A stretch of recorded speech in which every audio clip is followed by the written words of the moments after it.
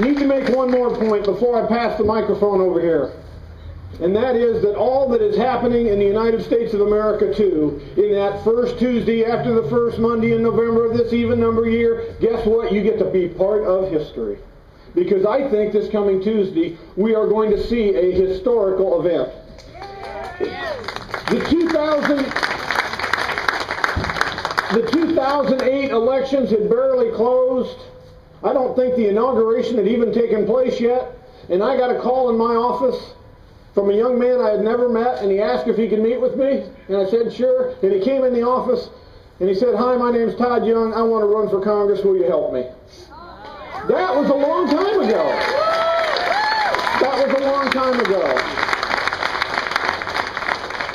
This morning I had the privilege of introducing a state rep candidate over in Seymour who has something in common with Todd.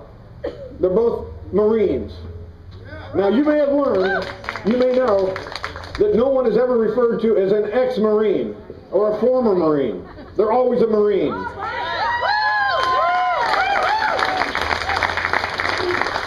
Jim Lucas over in Seymour said, well, if you got to put one label on us, just call us dormant Marines. We're just waiting for a fight. That's Todd Young, a dormant Marine. Ladies and gentlemen, you get to be part of history. It is no more swill from hill. It is no more Barron taking wild shots at his audience at a public meeting. Guess what? It's your office. It's your meeting. It's your next Congressman, Todd Young.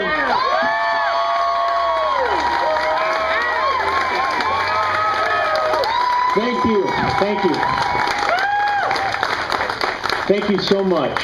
Ladies and gentlemen, it's so encouraging to see all of you out here today. Without your assistance, there is absolutely no way that we could defeat Barron Hill and his speaker, Nancy Pelosi, ladies and gentlemen. And we're going to get this thing done. Now, Richard, Treasurer Murdoch, mentioned my background as a Marine. I'll tell you, one of the most powerful days in the Marine Corps for me was that first day I was issued a rifle.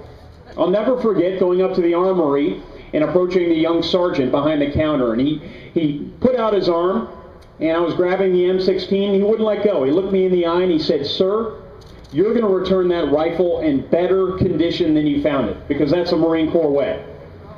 Well, ladies and gentlemen, under no credible calculation can Barron Hill say that this country, this district, is in better condition than he found it when we returned him to office in 2007.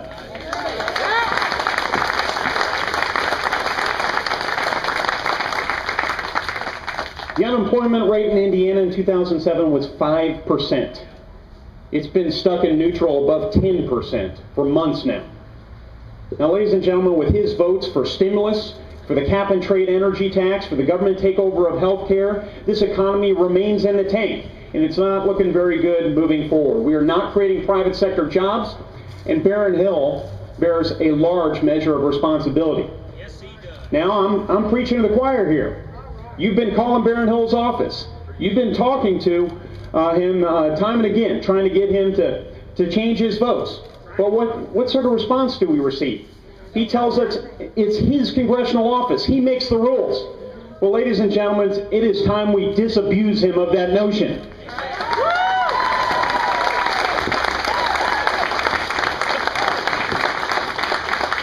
You know, it's just that sort of arrogance that caused me to get together with my wife a couple of years ago now and say, honey, you know, maybe we should give it a try on the front lines. Maybe we should run for Congress. And after much prayer and conversation with friends and family, I hopped in the Jeep a number of months ago now, almost 2 years ago, and I started traveling around this large district, visiting with constituents, sharing my heart, my ideas, and doing a whole lot of listening. I've been from Batesville to Bloomington, from Rockport to Rising Sun, and everywhere in between. And time and again, I've heard that we need new leadership in Washington. Now, I've done most of the traveling alone, but it didn't take too long for me to figure out that it's not just Todd Young running for Congress. That's right.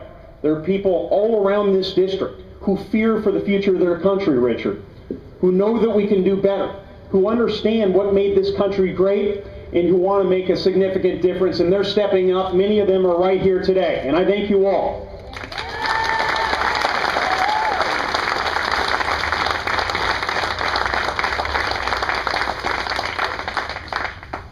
People like Carol Green.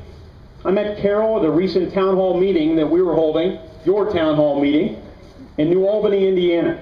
Carol stood up and she was obviously upset. She was upset with how she'd been treated by her member of Congress, Baron Hill. You see, Carol had traveled all the way from New Albany, Indiana to Washington, D.C. to encourage Baron Hill to vote against that health care monstrosity. She was kicked out of the office, shut up, sent home, ladies and gentlemen.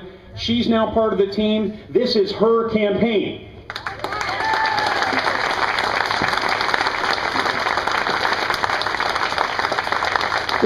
This campaign is also for Chick Hyde. I met Chick Hyde in Lawrenceburg, Indiana. Chick is 86 years old, a World War II veteran. He's fearful for the future of his country. He wants his grandchildren to have a better life than he himself has had. Ladies and gentlemen, this is Chick Hyde's campaign.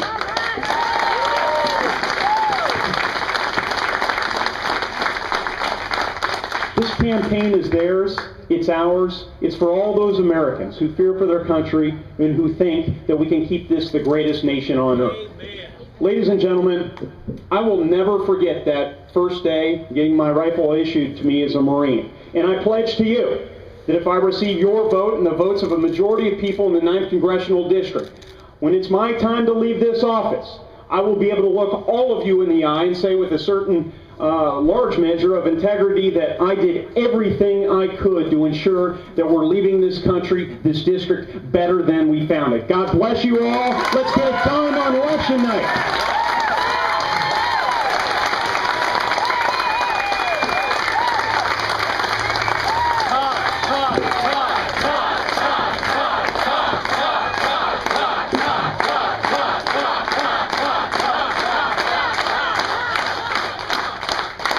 I would just let you keep going, but taking up the finish here is an incredible order. I'm glad he didn't precede me, and instead he's following me. But ladies and gentlemen, I will look to a number of different leaders in Washington as examples of what it means to serve the people, to listen to the people, to communicate effectively, and to stand on principle. You could do a lot worse than your next speaker, Mike Pence. Thank you so much for your support, Mike.